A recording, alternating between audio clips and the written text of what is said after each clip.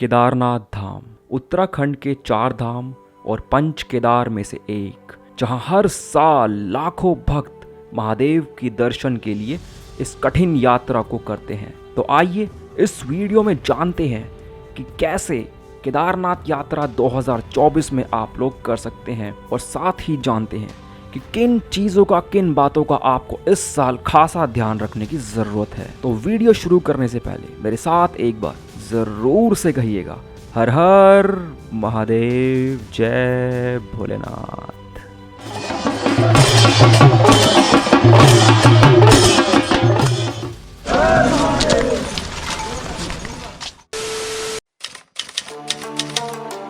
हर हर महादेव दोस्तों, इसी के साथ welcome back my blog channel again. मेरा नाम है परमदीप सिंह एंड आप सभी देख रहे हैं परम ऑन व्हील्स। एंड इस वीडियो के अंदर हम बात करेंगे केदारनाथ यात्रा 2024 के बारे में। जी हाँ, इस सीजन में अगर आप लोग केदारनाथ यात्रा प्लान कर रहे हो तो इस वीडियो को बिना स्किप किए एंड तक जरूर से देखिएगा। इस वीडियो में मैं आपको बताऊंगा कि आप लोग किस तरीके से अपनी यात्रा प्लान कर सकते हो, क्या रजिस्ट्रेशन प्रोसेस है, कब से रजिस्ट्रेशन स्टार्ट हो रही है, क्या स्टेज के ऑप्शन रहने वाले हैं, क्या ट्रैवल के ऑप्शंस रहने वाले हैं, एंड सबसे मेन चीज क्या बजट होना चाहिए, और क्या बेस्ट टाइम टू विजिट है केदारनाथ यात्रा के लिए, और हेलीकॉप्टर सर्विसेज, सब कुछ इस वीडियो में मैं आप सभी से शेयर करूंगा। तो इस वीडियो को एंड तक जरूर देखिएगा अगर आप लोग केदारनाथ यात्रा प्लान कर रहे हैं तो। और अगर आप लोग केदारनाथ यात्रा प्लान नहीं भी कर रहे हो तो भी मैं कहूंगा कि इस वीडियो को बिना स्किप किए एंड तक जरूर देखना, क्योंकि इस वीडियो के थ्रू आपको केदारनाथ धाम का वर्चुअल टूर देखने को मिल जाएगा। तो चलिए without wasting any time let's get started. So guys, सबसे पहले समझते हैं कि केदारनाथ यात्रा के लिए आप लोग ट्रैवल कैसे कर सकते हो। जी हाँ, कैसे आप लोग केदारनाथ धाम तक पहुंच सकते हैं। तो गाइस, केदारनाथ उत्तराखंड के रुद्रप्रयाग जिले में स्थित है एंड केदारनाथ धाम, केदारनाथ यात्रा के लिए आपको सबसे पहले उत्तराखंड के अंदर सोनप्रयाग पहुंचना होता है। सोनप्रयाग ही वो जगह है जिसके आगे कोई भी बस या आपकी गाड़ी नहीं जाती है। सोनप्रयाग से आगे 5 किलोमीटर गौरीकुंड एक जगह है, वहां का डिस्टेंस आपको ट्रैवल करना होता है वहीं की लोकल टैक्सीज में, जो कि रजिस्टर्ड गाड़ियां होती है वहां की। एंड देन गौरीकुंड से स्टार्ट होता है केदारनाथ यात्रा, केदारनाथ ट्रैक, जो चढ़ाई है ऑलमोस्ट 22 किलोमीटर्स की। तो गाइस, अब बात आती है सोनप्रयाग तक पहुंचने की। तो देखिए, अगर आप लोग अपने व्हीकल से ट्रैवल कर रहे हैं तो बिल्कुल सॉर्टेड सा है। दिल्ली से अगर बात करें तो दिल्ली से सोनप्रयाग का डिस्टेंस पड़ता है ऑलमोस्ट 470 किलोमीटर्स का, एंड इसका रूट पड़ता है उत्तर प्रदेश के मेरठ, मुजफ्फरनगर को होते हुए, उत्तराखंड के हरिद्वार, ऋषिकेश, देन देवप्रयाग को क्रॉस करके रुद्रप्रयाग को होते हुए। एंड अगर बात करें रोड कंडीशंस की तो पूरे रूट में आपको नेशनल हाईवे देखने को मिलता है। 4 धाम रोड प्रोजेक्ट के अंडर, इस रूट के अंदर बहुत अच्छा काम किया गया है हाईवेज के ऊपर। तो रोड कंडीशंस में आपको कोई भी इश्यूज नहीं आने वाले हैं। अब बात करते हैं कि अगर आप लोगों को पब्लिक ट्रांसपोर्ट से ट्रैवल करना है तो गाइस देखिए, पब्लिक ट्रांसपोर्ट से ट्रैवल करने के लिए आप लोगों को हरिद्वार या ऋषिकेश पहुंचना पड़ेगा पहले। देन ऋषिकेश से आप लोगों को लोकल बसेस मिल जाएंगी जो आपको ट्रैवल करके पहुंचा देंगी सोनप्रयाग तक। मैं आपको एक चीज बताना चाहूंगा कि गाइस, जो लोकल बसेस हैं उत्तराखंड के अंदर, उनकी फ्रीक्वेंसी ज्यादा नहीं है। तो आप लोग ट्राई करिए कि ऋषिकेश में अर्ली मॉर्निंग आप लोग ऋषिकेश बस स्टैंड से सोनप्रयाग की बस ले लीजिएगा। और अगर इनकेस आपको ऋषिकेश से सोनप्रयाग की बस नहीं मिलती है तो उसके लिए आप क्या करिएगा कि ऋषिकेश से आप लोग बस लीजिएगा रुद्रप्रयाग की, क्योंकि रुद्रप्रयाग एक मेन सेंटर है एंड ऋषिकेश से रुद्रप्रयाग की बस आपको इजीली मिल जाएगी। देन गाइस, रुद्रप्रयाग से सोनप्रयाग ट्रैवल करना इजी है, क्योंकि वहां से आपको शेयर टैक्सी ऑप्शन भी अवेलेबल रहता है एंड वहां से लोकल बसेस भी आपको रुद्रप्रयाग से सोनप्रयाग की मिल जाती है। अगर आपको ऋषिकेश से सोनप्रयाग की डायरेक्ट बस मिल जाए तो वेल एंड गुड है। तो गाइस, ये तो बात हो गई सोनप्रयाग तक पहुंचने की। सोनप्रयाग पहुंच जाइए, वहां पे एक नाइट स्टे करिए। सोनप्रयाग में आपको होटल्स के ऑप्शन देखने को मिल जाते हैं, और कुछ लोग सोनप्रयाग पहुंच के सेम डे गौरीकुंड जाते हैं, जो कि 5 किलोमीटर आगे है। वहां से गौरीकुंड भी स्टे करते हैं, लेकिन गौरीकुंड में स्टे सजेस्ट इसलिए नहीं करूंगा क्योंकि गौरीकुंड में फैसिलिटीज इतनी ज्यादा नहीं है एज कंपेयर टू सोनप्रयाग।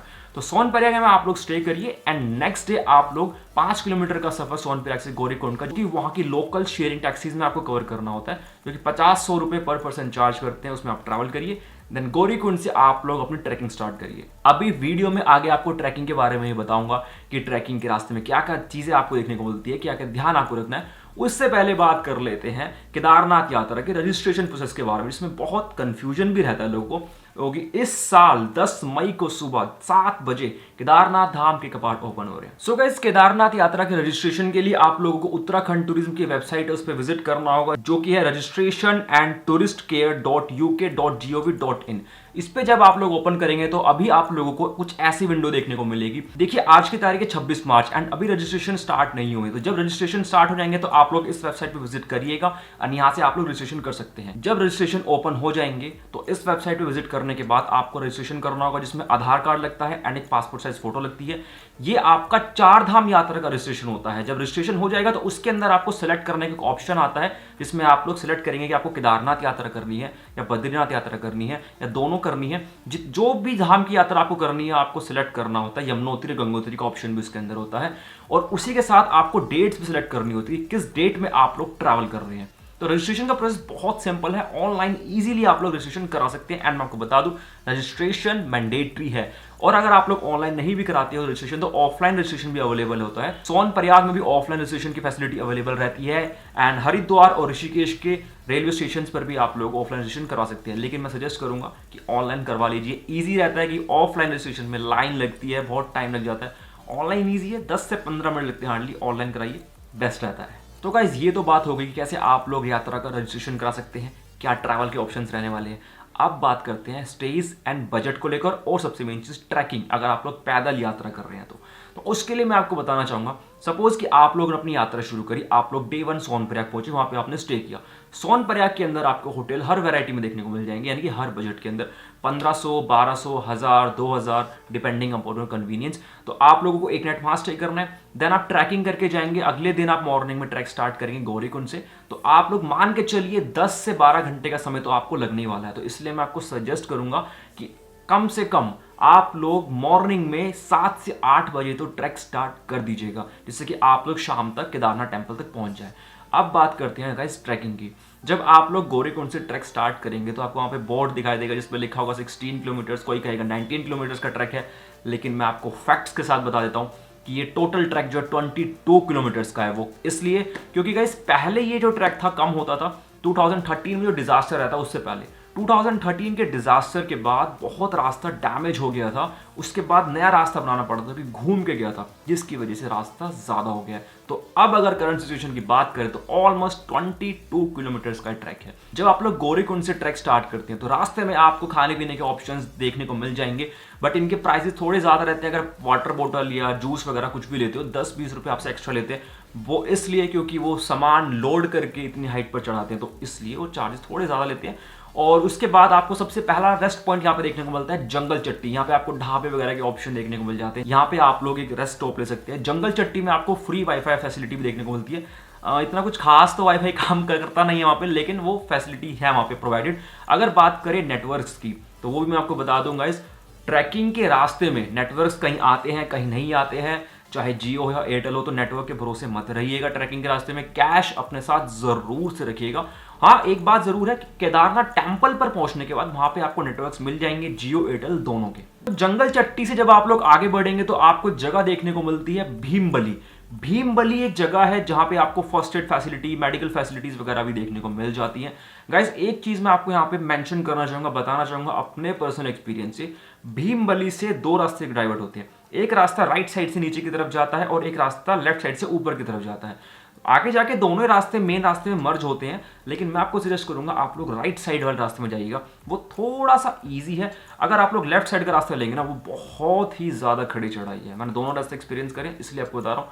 अगर कोई कहेगा ना वहाँ पे ऐसा वैसा, किसी की बात में मत आइएगा भाई, अपने पर्सनल एक्सपीरियंस से बता रहा हूँ। मैं 2 साल से लगातार जा रहा हूँ। जो भीमबली से राइट साइड में रास्ता जा रहा है उसी को चूज करिएगा, वहां से आप लोग इजीली पहुंच जाएंगे। होता है क्या है कि वहां से आप जाएंगे ना, वहां से घोड़े खच्चर वगैरह भी जाते हैं और वो थोड़ा इजी पड़ता है रूट, और आगे जाके दोनों रास्ते मर्जी होने होते हैं, तो वहां से आप लोग जाइएगा, आपको इजी पड़ेगा। तो गाइस भीमबली से आगे जैसे आप लोग बढ़ेंगे तो आपको फिर एक नेक्स्ट जगह देखने को मिलती है रामपाड़ा। ये एक ऐसा पॉइंट है कि इसके बाद की जो ट्रैकिंग है ना, थोड़ी सी ज्यादा नहीं, बस थोड़ी सी डिफिकल्ट हो जाती है। बेसिकली क्या है कि 3 से 4 किलोमीटर के स्ट्रेच आता है जो कि थोड़ा सा खड़ी चढ़ाई जाती है। उसके बाद आप लोगों को देखने को मिल जाएगा कैंप्स वगैरह, क्योंकि होता है क्या, टेम्पल से 6-7 किलोमीटर पहले कैंप्स वहां पे स्टार्ट हो जाते हैं। काफी सारे लोग एक दिन में ट्रैकिंग कंप्लीट नहीं कर पाते तो वो बीच में स्टॉप लेते हैं, लेकिन मैं आपको सजेस्ट करूंगा कि आप लोग टेम्पल तक पहुंच जाइएगा। अगर आप लोग बीच में कैंप में रुकते हैं, उसमें क्या दिक्कत रहती है, एक तो वॉशरूम की फैसिलिटीज वहाँ पे इतनी कुछ खास नहीं होती, एंड मेन चीज आपका एक दिन एक्स्ट्रा लगेगा। आप अगले दिन उठ के फिर टेम्पल की तरफ जाओगे तो और ज्यादा मुश्किल होगा ट्रैक करने के लिए। तो इसलिए हिम्मत करके कैसे भी करके एक बार आप टेम्पल तक पहुंच जाइएगा, फिर वहां पे आप लोग स्टे लेकर आराम से रेस्ट करके नेक्स्ट डे आराम से इजीली दर्शन कर सकते हैं। तो गाइस कुछ इस तरीके का ट्रैकिंग का रूट रहता है। ये मैंने आपको क्विक शॉर्ट में बताया है। अगर आपको पूरा ट्रैकिंग का रूट देखना है तो लास्ट ईयर हमने यात्रा करी थी बाय वॉक। हम हर साल यात्रा ट्रैकिंग के थ्रू करते हैं। मैं यहाँ पे आई बटन में दे दूंगा, आप लोग जाके वीडियो चेक करिएगा। पूरा रास्ता मैंने डेडिकेटेड वीडियो में आप सभी के साथ शेयर किया था, वो आप जाके चेक कर सकते हैं। तो गाइस टेंपल पर पहुंचने के बाद अब बात करते हैं कि टेंपल के आसपास स्टेज की। तो गाइस इसमें आपको थोड़ा सा मैं अच्छे से समझाना चाहूंगा। देखिए टेंपल से 500 मीटर पहले आपको बेस कैंप्स देखने को मिलते हैं। उसमें आपको 600, 700, 800 रुपये पर पर्सन के अकॉर्डिंगली चार्ज करते हैं।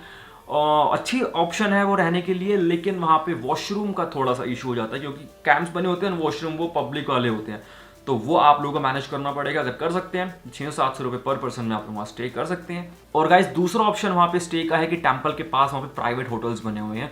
अगर आप लोग यात्रा कर रहे हैं बिल्कुल बिगिनिंग में, जो पीक टाइम होता है, यानी कि जब कपाट खुलेंगे उससे लेकर 1 महीना मान लीजिए बहुत पीक सीजन होता है, तो उन होटल्स के प्राइस बहुत ज़्यादा रहते हैं। कुछ फिक्स नहीं होता, कोई एक रूम का 10,000 मांगता है, कोई 8,000 मांगता है, कोई 12,000 मांगता है, डिपेंडिंग अपॉन आप किस टाइम ट्रैवल कर रहे हो और क्या कितना वहाँ पे क्राउड है। अगर मैं अपने पर्सनल एक्सपीरियंस की बात करूँ तो लास्ट ईयर हम लोग पहले दिन कपाट जिस दिन खुलते उस दिन पहुंचे थे, एंड जिस होटल में हम लोग रुके थे उन्होंने हमें एक रूम दिया था। हम 5 लोग थे, हमें चार्ज किया था 12,000 रुपये। बिल्कुल टेंपल के साइड में रूम था। तो ये होता है वहाँ पे। और जो होटल्स हैं, रूम्स हैं, फैसिलिटीज़ भी ज़्यादा एक्सपेक्ट मत करिएगा। टेंपल की बात करो, टेंपल के पास क्योंकि इतनी हाइट पे है वहाँ पे रूम मिल रहा है, वही बहुत चीज़ है। तो काम चलाओ रूम्स होते हैं, लेकिन प्राइजेस ज़्यादा होंगे अगर आप लोग पीक सीजन में जाओगे। पीक सीजन जो कपाट खुलने से 1 महीने तक रहता है। एंड गाइस एक तीसरा ऑप्शन भी मैं आप सभी से शेयर करना चाहूँगा टेंपल के पास स्टे करने का, जो कि बहुत अच्छा ऑप्शन है अगर आपको मिल पाया तो। वहाँ पे गवर्नमेंट के GMVN के कॉटेजेस बने हुए हैं। लिमिटेड नंबर ऑफ कॉटेजेस हैं, लेकिन अगर वो मिल जाए तो उससे बेस्ट स्टे केदारनाथ टेंपल के पास नहीं है। लास्ट ईयर हमने 2 नाइट वहाँ पे रुके थे केदारनाथ टेंपल में, तो 1 नाइट हम लोग GMVN के कॉटेज में रुके थे। उसकी बुकिंग आपको पहले ही ऑनलाइन करवानी होती है, लेकिन बहुत ज़्यादा उसमें मतलब एडवांस बुकिंग रहती है, तो मिलना थोड़ा सा मुश्किल रहता है। उसका बता देता हूँ, हम लोग 5 लोग थे, तो हमें एक 2 रूम्स अटैच मिले थे, जिसके अंदर वॉशरूम में गीज़र भी था, बहुत अच्छी फैसिलिटी थी, डिनर भी उसमें इंक्लूडेड था, और ये पड़ा था हमें 7,700 रुपीज़ का पर नाइट के लिए 5 लोगों का। और GMVN के वहाँ पे डोमेट्रीज भी बनी हुई है, अगर आप लोग चाहें तो डोम्स में भी वहाँ पे रुक सकते हैं। तो GMVN ये एक बहुत अच्छा ऑप्शन हो सकता है स्टे के लिए, अगर आपको ऑनलाइन बुकिंग में इसके रूम्स मिल जाए तो गाइज ये तो हो गई बात ट्रैकिंग की, आप लोग किस तरीके से मंदिर पहुंचेंगे और वहाँ पे क्या स्टेज के ऑप्शन है। आप लोग शाम को जब मंदिर पहुंच जाएंगे तो नेक्स्ट डे मॉर्निंग में इजीली आप लोग मंदिर के अंदर दर्शन कर सकते हैं। एंड वहीं से 1.5 किलोमीटर की ऊपर चढ़ाई पे भैरव बाबा का मंदिर भी, वहाँ पे जाकर दर्शन जरूर करिएगा, क्योंकि ऐसा कहा जाता है, ऐसी मान्यता है कि आप जब भी किसी धाम पर जाते हैं तो भैरव बाबा के दर्शन करने के बाद ही आपकी यात्रा सफल मानी जाती है। और दर्शन करने के बाद फिर आप लोग नीचे उतरना स्टार्ट कर देंगे तो आप लोग शाम तक सोनपुरा नीचे उतर आएंगे। तो गाइज ये तो थी अगर आप लोगों को यात्रा करनी है बाय ट्रैक बाय वॉक, यानी कि खुद से चढ़ाई करके। पिट्ठू पालकी का ऑप्शन भी वहाँ पे अवेलेबल रहता है, घोड़े खच्चर का ऑप्शन भी अवेलेबल रहता है, लेकिन वो मैं सजेस्ट नहीं करता हूँ, ना ही मैं उस चीज़ को प्रमोट करता हूँ। पिट्ठू पालकी पे आप लोग जा सकते हैं, लेकिन घोड़े खच्चर को मैं बिल्कुल भी प्रमोट नहीं करता हूँ।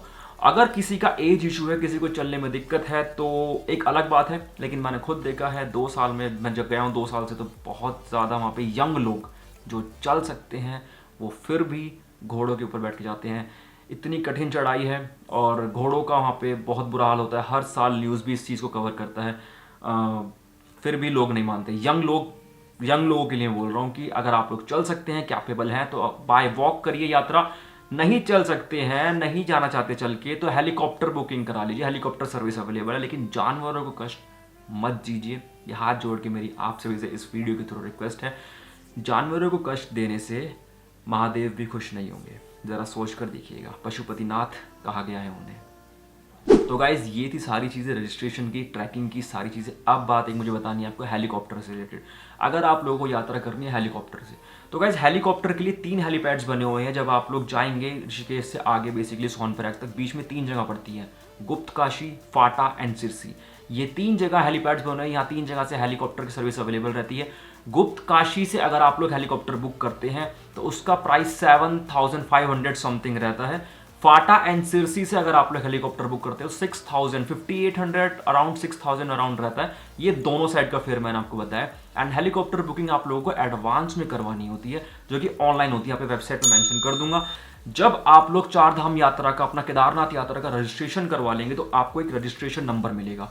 उस रजिस्ट्रेशन नंबर को यूज करके आप लोग हेलीकॉप्टर बुकिंग करवा पाएंगे। दैट सिंपली मीन्स कि जब तक आप लोगों का यात्रा का रजिस्ट्रेशन नहीं होगा आप लोग हेलीकॉप्टर बुकिंग भी नहीं करवा सकते। तो गैस कुछ इस तरीके से आप लोग अपनी यात्रा को प्लान कर सकते हैं। अगर आप लोग अपनी यात्रा ट्रैकिंग करके बाय वॉक करके जाना चाह रहे हैं तो आप मान के चलिए दिल्ली से ऑलमोस्ट आपको 4 दिन तो मान के चलिए आपको यात्रा के लिए लगेंगे। एंड अगर बात करें बजट की, आप पीक सीजन में अगर जा रहे हैं, ग्रुप के अंदर जा रहे हैं, तो ऑन एन एवरेज आप इतना तो मान ही लीजिए कि अगर आप 4 से 5 लोग के ग्रुप में भी जाते हैं तो 7 से 8 हज़ार रुपए का बजट तो मानकर चलिए। इससे ज़्यादा भी हो सकता है डिपेंडिंग अपॉन कि आप लोग किस तरीके से अपना ट्रिप प्लान कर रहे हैं।